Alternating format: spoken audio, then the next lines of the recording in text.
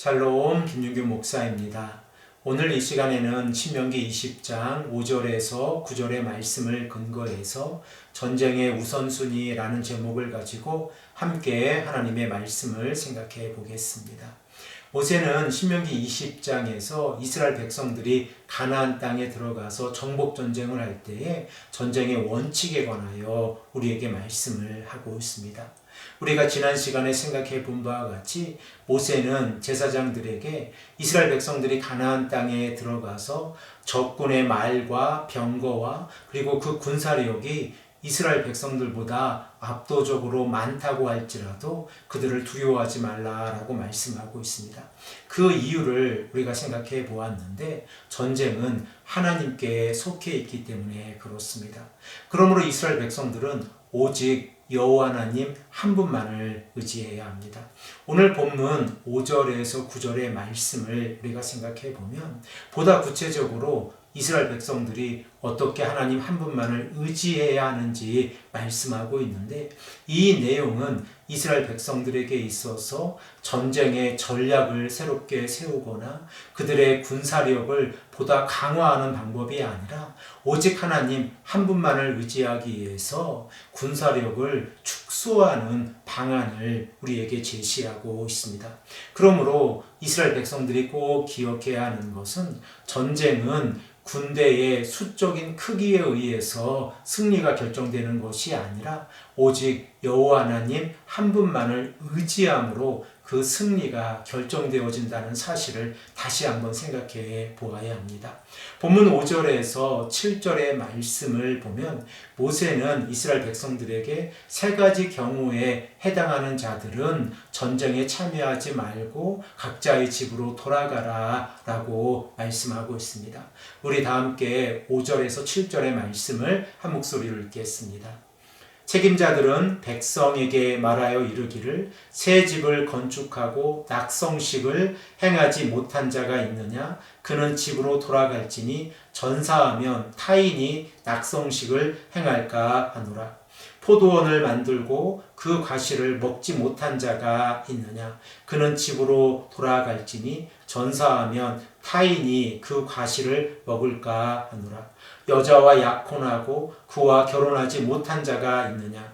그는 집으로 돌아갈지니 전사하면 타인이 그를 데려갈까 하노라 하고. 신명기 20장 5절에서 7절에 기록되어져 있는 내용을 세 가지로 정리해 보면 첫 번째로 새 집을 짓고 낙성식을 하지 못한 자는 전쟁에 참여하지 말고 그리고 집으로 돌아가라 라고 모세는 권면하고 있습니다. 그 이유는 만일 그가 새 집을 지었는데 전쟁터에 나가서 전사하게 되어지면 그 건축을 하고 난 이후에 낙성식에 참여하지 못하기 때문에 그렇습니다.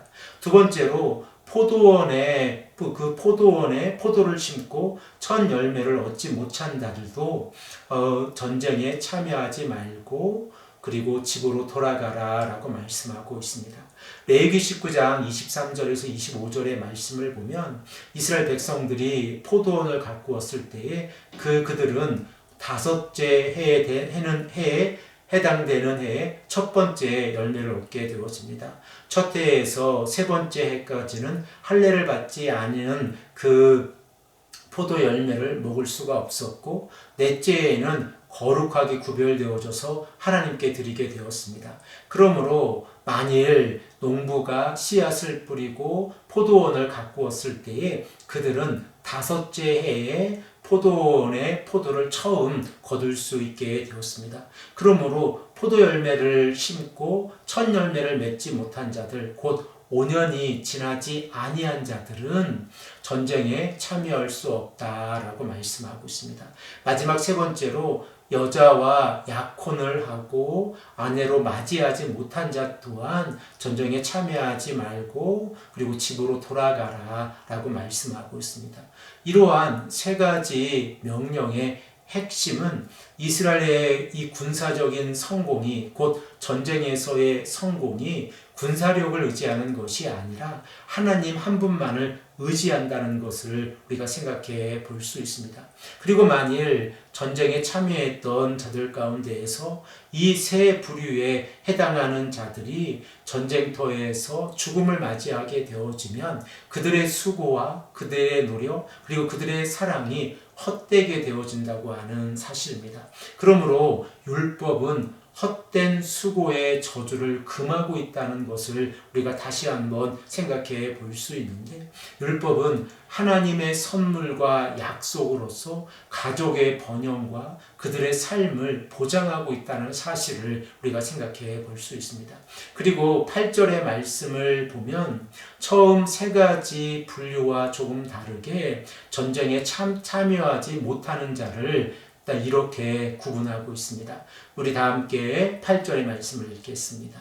책임자들은 또 백성에게 말하여 이르기를 두려워서 마음이 허약한 자가 있느냐? 그는 집으로 돌아갈지니 그의 형제들의 마음도 그의 마음과 같이 낙심될까 하노라 하고.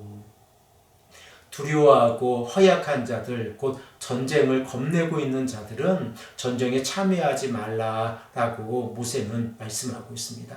그 이유는 그들의 두려움과 그들의 마음의 허약함이 전쟁의 사기를 누그러뜨리고 전쟁에서 하나님을 의지하기보다 두려움 가운데 사로잡힐 수 있기 때문에 그렇습니다.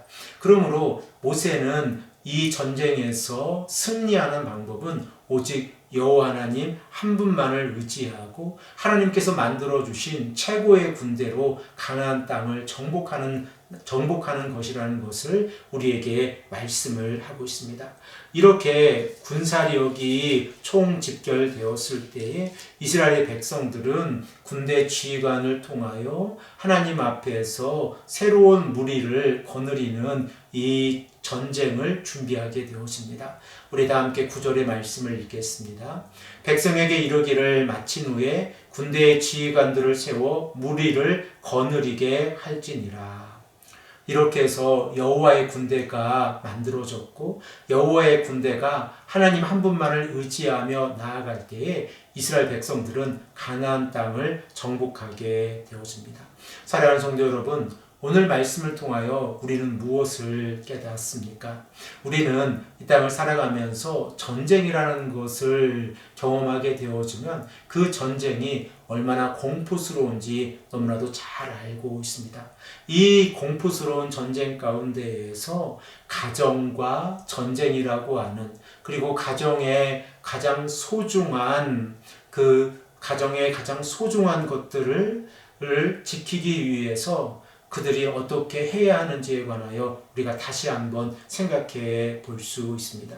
그 이유는 군사력이라고 하는 것은 세속적인 힘을 의미하는데 하나님께서 함께 하시는 군사력은 세속적인 힘이 아니라 하나님께서 원하시는 방법이 있다고 하는 사실입니다. 더 나아가서 하나님께서는 가정을 전쟁보다 더 소중히 여기고 계시다는 사실을 우리가 말씀을 통하여 생각해 볼 수 있습니다. 그리고 두 번째로 겁먹은 자들, 곧 하나님 앞에서 전쟁에 참여할 때 다른 사람들을 낙심시키는 자들이 있으면 그들이 전쟁에 참여하지 못하도록 하라라고 하는 이 말씀은 우리들의 영적인 전투에서도 동일하게 적용되었습니다. 우리는 이 땅에서 믿음의 길을 걸어가는 자들입니다. 그러므로 믿음의 길을 걸어가는 자들에게 가장 주된 적은 낙심과 두려움입니다. 우리는 하나님 앞에서 올바른 길을 걸어가고 있습니까? 이 길이 믿음의 길이라고 하면 우리는 낙심하기보다 믿음 위에서 올바른 길을 걸어가고 있다는 믿음의 확신 가운데서 걸어가야 합니다. 오늘도 우리가 말씀 앞에서 순종하는 이유는 하나님께서 우리를 사랑하시고 우리를 구원해 주셨고 예수 그리스도를 통하여 우리에게 참된 하나님의 나라를 소망하며 살아갈 수 있는 힘을 허락해 주셨기 때문에 그렇습니다. 이 아침에 우리가 간절히 기도하기를 소망합니다. 하나님께서 원하시는 삶이 어떠한 삶인가를 다시 한번 생각하면서 대림절 두 번째 주간을 믿음 가운데서 보내시는 귀하고 복된 성도님들이 되시기를 간절히 축복합니다. 함께 기도드리겠습니다. 아버지 하나님 감사합니다. 오늘도 우리에게 말씀해 주셔서 전쟁의 우선순위 가운데에서 하나님께서 원하시는 전쟁의 모습이 어떠한지 깨닫게 하시니 감사합니다. 아버지 하나님, 우리가 이 말씀대로 살아갈 수 있도록 인도하여 주시옵소서. 감사드리며 사랑이 많으신 예수 그리스도의 이름으로 간절히 기도드립니다. 아멘.